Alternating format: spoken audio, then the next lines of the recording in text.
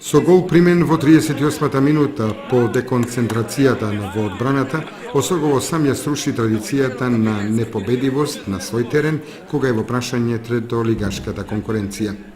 Тиверија во Кочани дојде да не претрпи убедлив пораз, а се отиде со 3 бода и тоа сосема заслужено. Гостите можеа да слават и со повеќе голови разлика, иако половина час играа со играч помалку.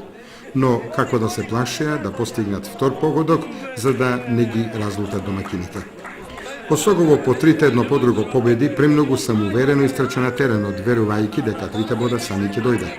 Играчите одиграа лежерно, се додека гостите не постигнаа гол. Потоа се разбудија, но набрзо дојде крај на првото полувреме, а во второто среќата им го сврте грбот. Неколкуте поволни шанси само предизвикаа воздишки кај публиката.